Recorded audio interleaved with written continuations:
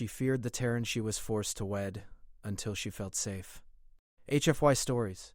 Best HFY stories on the dry, copper-colored plains of Zera. 9. The twin suns dipped low, painting long shadows across the dusty settlement of New Maris. The planet was harsh, its air thin and warm, but its frontier towns thrived with stubborn resilience. Here, humans and aliens coexisted, though not always peacefully.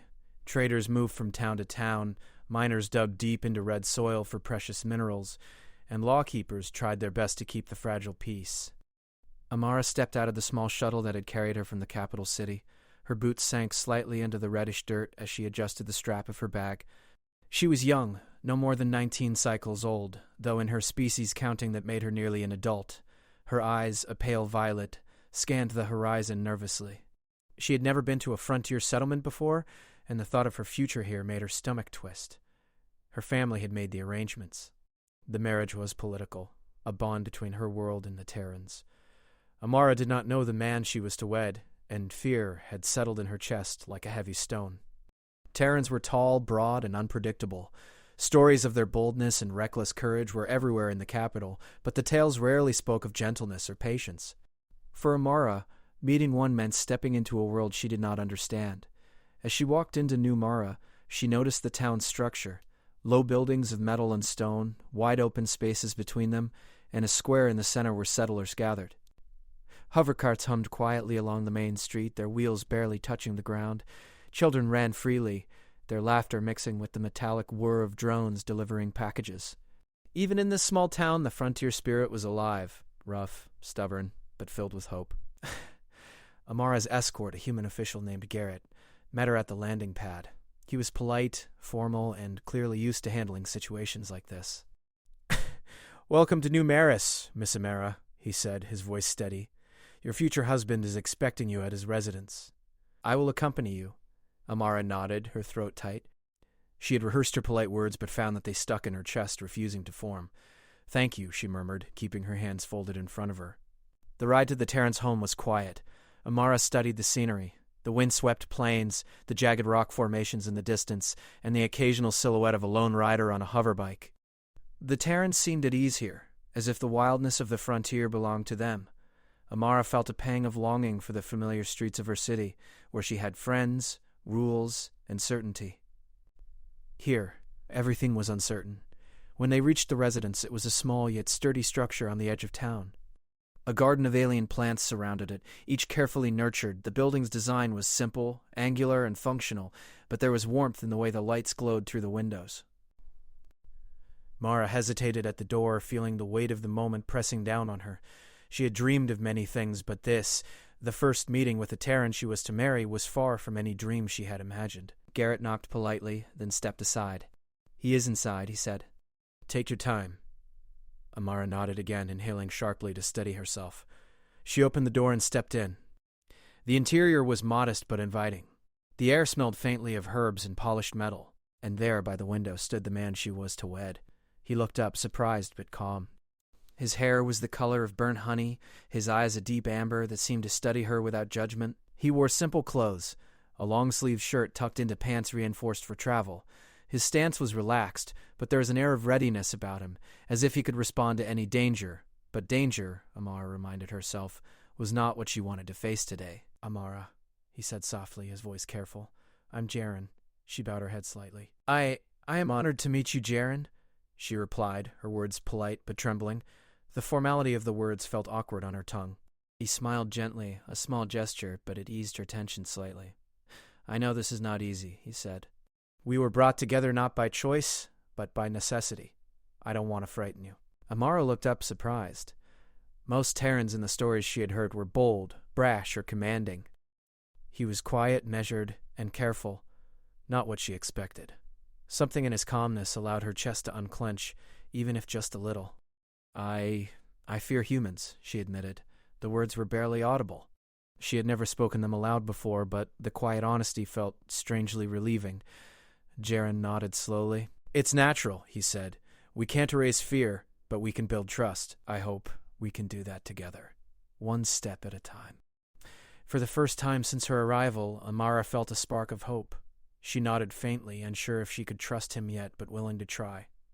The next days were a test of patience and observation.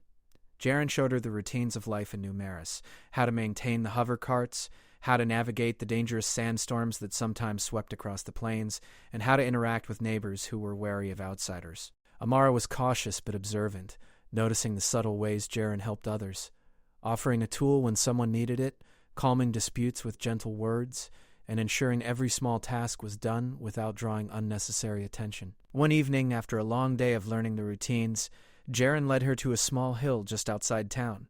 The suns were setting, casting golden and pink hues across the sky. The wind carried a hint of sweetness from the alien flora nearby. "Look at the horizon," he said quietly. "This world is harsh, yes, but it is also beautiful. And it has room for both of us." Amara felt a warmth she could not explain. The fear that had weighed on her chest since leaving her home seemed lighter here, under the twin suns watching the frontier stretch endlessly before her. I think I can try," she whispered. To live here. To trust you." Jaren nodded, pleased but careful not to push her. "We will take it slowly. You do not have to do anything you are not ready for. But together, we can make this place feel like home." In the following weeks, Amara's fear gradually gave way to cautious curiosity. She learned to ride the small hoverbikes that Terrans used to cross the plains quickly, laughed at the clumsy attempts to herd mechanical livestock, and shared stories of her city life with Jaren. He listened patiently, asking questions, sharing his own experiences and sometimes teaching her small skills, how to read the shifting winds, how to navigate by the stars, and how to repair simple machines. One day, while repairing a broken drone near the town square, Amara realized something remarkable. She no longer felt the sharp, anxious fear she had when first arriving. She still felt caution, yes, but the presence of Jaren beside her, calm and reliable, gave her a strange sense of safety. That evening, she told him. "I feel safer now," she admitted, a soft smile tugging at her lips. "I did not think I could ever feel that with a Terran." Jaren's amber eyes softened. "I am glad," he said simply. "Safety is not just about walls or weapons. It's about trust, and I want you to know you can trust me." Amara nodded, looking out toward the horizon. The twin suns dipped lower, painting the sky in deep oranges and purples. Somewhere beyond the hills and plains, the galaxy stretched endlessly. She still had fears, still had uncertainties, but for the first time she felt a small spark of hope. Maybe, just maybe, this forced union could become something more than duty. Maybe it could become a life she could cherish. As night fell and the stars began to shine above Zera, Amara and Jaren sat quietly together, watching the twin moons rise. The wind whispered through the alien plants, carrying the faint hum of the frontier town below. For now there was peace. For now there was understanding.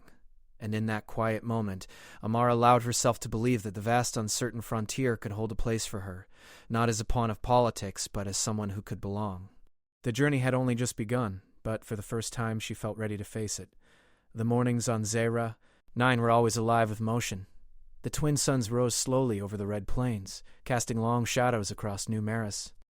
Amara stepped out of the small home she now shared with Jaren, inhaling the dry, warm air, the scent of alien flowers from the garden mixed with the tang of metal from the town's hover carts. Life on the frontier was harsh, but it was vibrant, and it was slowly becoming hers. Jaren was already outside, checking the maintenance of a small transport hoverbike. His movements were careful, precise, and efficient. When he noticed Amara approaching, his amber eyes softened, and he waved. "Good morning," he said, brushing his hands on a rag. "Ready for today?" Amara nodded, though a flutter of nerves remained in her chest. Every day on Zera, 9 held new surprises, some delightful, some challenging. Today, they would travel beyond the safety of town to inspect the water collection towers on the outskirts of the settlement. A sandstorm had passed the previous night, and the towers needed checking to ensure the settlement's water supply was secure. As they mounted the hoverbike, Amara held tightly to Jaren's waist. The machine hummed beneath them, lifting effortlessly into the thin air.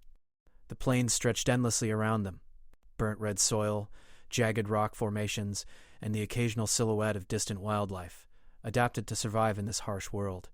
"Do you ever get used to this?" she asked, her voice barely above the hum of the hoverbike. "The wind, the open land, the loneliness of it?" Jaren glanced at her with a faint smile. You don't get used to it, he said. You learn to respect it. Out here, the land has its own rules. If you listen, it teaches you. Amara nodded, thinking about that. The frontier demanded attention, patience, and trust, qualities she was only beginning to understand. The water towers appeared on the horizon, tall metal structures stretching toward the sky. Jaren guided the hoverbike with ease, landing them safely on the sandy ground. They climbed the ladder together, checking each valve and panel. Amara followed his instructions carefully, learning the delicate balance of mechanics and pressure that kept the towers functioning. As they worked, the sky began to darken. A familiar hum of shifting wind carried across the plains, the warning signs of another storm. Amara's ears pricked with concern. Jaren, is it coming here? She asked, her voice tight. He looked up at the sky, studying the clouds swirling in unnatural patterns. Yes, he said, calm but serious. It's moving faster than usual. We need to secure the towers and head back. Amara nodded and moved with renewed focus. Together they adjusted the valves, secured the external panels, and checked the power connections. The storm was approaching quickly now, dust and fine sand whipping across the plains. Hold on tight, Jaren said, guiding the hoverbike back toward town. The wind hit them in waves, and the hum of the bike grew louder against the roar of the storm. Amara pressed closer, trusting Jaren completely. In the past, the rush of wind would have terrified her. But now, she felt a strange exhilaration. With Jaren beside her, she could face the storm. They reached the safety of town as the first heavy clouds of dust swept past. Amara's hair and clothes were coated with fine red sand, but she laughed, a sound she had not made freely in months. You see? Jaren said with a grin, the frontier is wild, but it's alive. You just have to move with it, not against it. Amara smiled, feeling a connection to both the land and the man beside her. This was the first time she had truly felt a part of the frontier. Not as a visitor, but as someone capable, someone resilient. The next days brought more lessons, more shared experiences. They explored nearby canyons, mapped hidden trails, and even observed the strange bioluminescent creatures that emerged from the rocks at night. Amara began to appreciate the rhythm of the land, the way the wind shaped the dunes, and how small, careful actions could prevent disaster. One evening, as they rested near the edge of a cliff, Amara watched the twin moons rise above the plains. Their pale light reflected on the metal surfaces of the distant town, creating a pattern of silver and copper. She thought about her family, her home, and the life she had once known, and realized she was no longer frightened of the future here. Jaren, she said softly, I used to think marriage was only about rules and duty. But being here with you, I think it can mean something else, something I can want. Jaren looked at her with a warmth she had come to rely on. That's all I could hope for, he said. We didn't choose the beginning, but we can shape what comes next. Their bond strengthened not just by words, but by action. One morning, a small emergency arose. A delivery drone carrying supplies for the town had malfunctioned, stuck in a tall tree-like structure near the market square. The townspeople were anxious, unsure how to retrieve it safely. Amara and Jaren volunteered. Using ropes, pulleys, and careful coordination, they worked together to free the drone without damaging it. The townspeople watched in admiration, impressed by how the two worked seamlessly as a team. That was clever, a trader said afterward. Most would have panicked. You handled it like pros. Amara felt a surge of pride. It was Jaren's idea, she said quickly, though he shook his head. We both did it together. That night, as they prepared a small meal, Amara felt a quiet contentment. Life on Zyra. 9 was unpredictable, often challenging, but it was full of moments like this. Small victories, shared laughter, and mutual respect. Do you ever wonder what it will be like beyond this planet? Amara asked, stirring the food gently. Jaren looked up thoughtful. I do, he admitted. There's a vast galaxy out there. But right now, I'm happy here. And I want you to be happy too. She nodded, realizing how far she had come. Fear that had once gripped her heart was giving way to trust, to hope, to the realization that she could find joy even in a life she had not chosen. As days turned into weeks, the frontier life became routine, yet never boring. Mara learned the delicate balance of life here, the unpredictability of the weather, the quirks of the townspeople, and the small, beautiful moments that made the planet feel alive. One evening, as they watched the sun set behind a distant ridge, Mara felt a quiet strength within herself. She had faced fear, uncertainty, and a life forced upon her, and discovered that with patience courage, and companionship, even the unknown could become home. Jaren reached for her hand. "You're changing, you know," he said gently. "Not just learning about the frontier, but yourself. You're stronger than you realize." Amara squeezed his hand, grateful for the warmth and reassurance. "And you," she said, smiling softly, "have taught me that trust can be built, even in the strangest circumstances." The twin moons rose once more, casting silver light across the plains. Together they sat in silence, watching the stars. The frontier was vast, mysterious, and sometimes unforgiving, but it was also alive, full of possibilities, and now shared. Amara realized that the journey ahead would have challenges, adventures, and unexpected twists, but she was no longer alone. And in that companionship she found a sense of safety, hope, and belonging that no fear could ever take away. In the vast expanse of Zera, 9 under alien skies and shifting winds, a young woman who had once feared the Terran she was forced to wed now felt the stirrings of trust and courage. The stars above promised adventure, and the frontier below promised life, and together Amara and Jaren would face it all, step by step. The wind was sharper than usual that morning on Zera, 9 carrying dust and the faint scent of alien flowers. The twin suns had not yet risen, and the horizon glimmered in faint purple and orange hues. Amara pulled her cloak tighter around her shoulders as she stepped outside. The quiet town of New Maris was waking slowly, and she felt the familiar flutter of anticipation in her chest. Today they had a task that went beyond routine. The settlement's communications tower on the far cliff had reported unusual energy readings. It was Jaren who had received the message, and he had asked Amara to join him. She did not fully understand the technical readings yet, but she trusted him completely. "Ready?" Jaren asked, adjusting the straps on his utility belt. His amber eyes were steady, calm, but alert. Amara nodded, gripping her satchel. "As ready as I'll ever be." They mounted the hovercar together. Its thrusters hummed softly as they lifted off, carrying them over the red plains and jagged rock formations. From above, the frontier stretched endlessly, a mix of beauty and danger.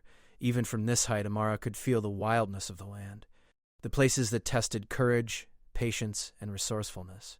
The journey was long, and the wind from the thruster stirred Amara's hair. She leaned close to Jaren, feeling safe in his presence. He noticed and smiled briefly, a quiet acknowledgement of the trust they had built. As they approached the cliff where the communications tower stood, the readings on Jaren's device began to fluctuate. Strange, irregular energy pulses radiated from the tower. Jaren frowned, adjusting the controls. "This isn't normal," he muttered. "We need to investigate carefully." The hovercar touched down on a flat ledge near the tower. The wind gusted sharply, carrying fine dust that stung Amara's eyes. Jaren handed her protective goggles and she placed them over her violet eyes. The tower itself was taller than she expected, a lattice of metal stretching skyward, its panels flickering faintly with energy. The irregular readings were clearly coming from the top. "We'll need to climb," Jaren said. "It's not dangerous if we stay calm and follow the safety lines." "Are you sure you're ready?" Amara swallowed her nerves. "I am. Let's do this." Step by step they ascended the tower. The wind tugged at them, and the structure creaked faintly, but the safety harnesses held firm. Amara's hand shook at first, but she focused on Jaren's instructions, matching each movement with his. Together they reached the top, where the source of the energy disturbance became clear. A small device, unfamiliar and humming softly, was attached to one of the tower's panels.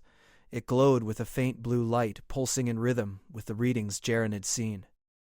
Amara studied it, curiosity and caution mixing in her chest. "What is it?" she asked. "I don't know yet," Jaren admitted. "It's some kind of external signal manipulator. Someone or something has altered our communications array.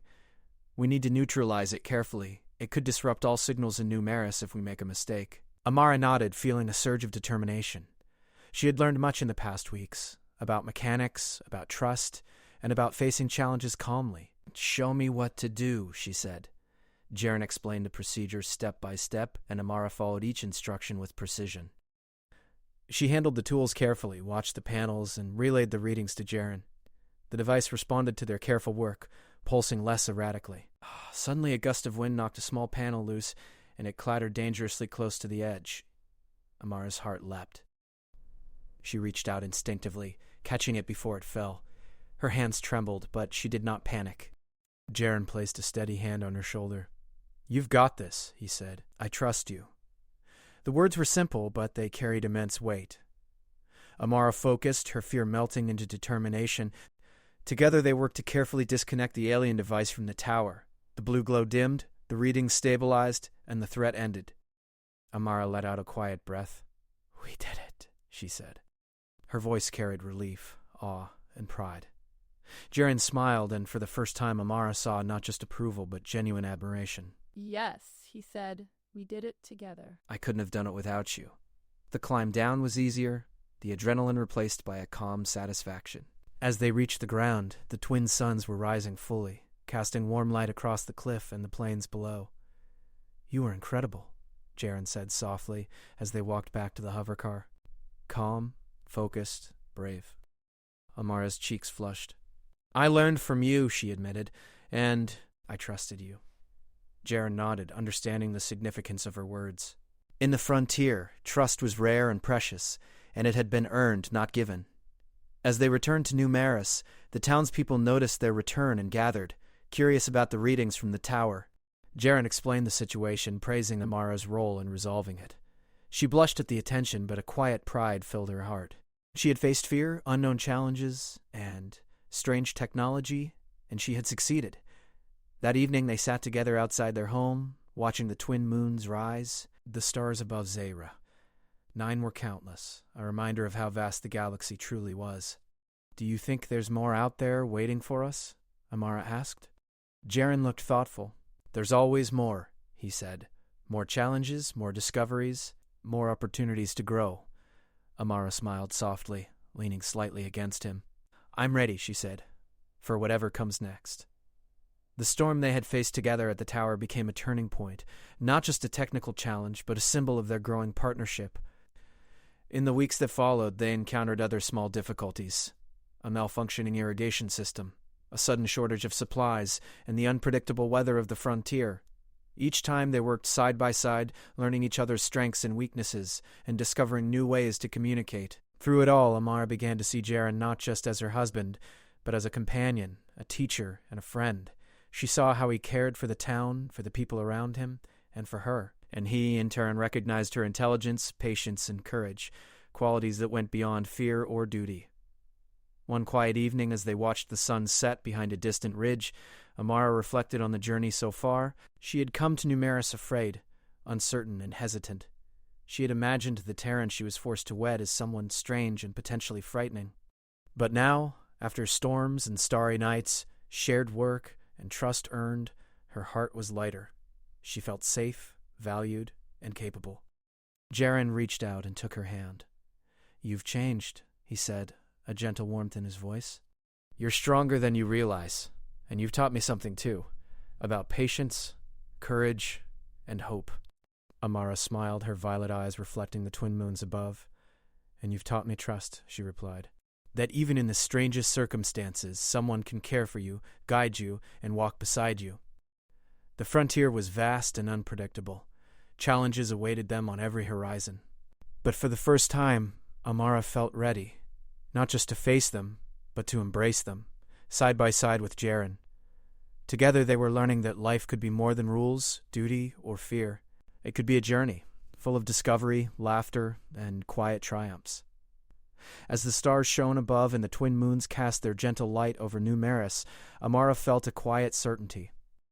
The galaxy was wide and mysterious, but here, on this frontier world, she had found a home, and she had found someone who would face the stars with her. And in that moment, the frontier did not seem so lonely, the unknown did not seem so frightening, and the future, once a source of fear, felt full of possibility.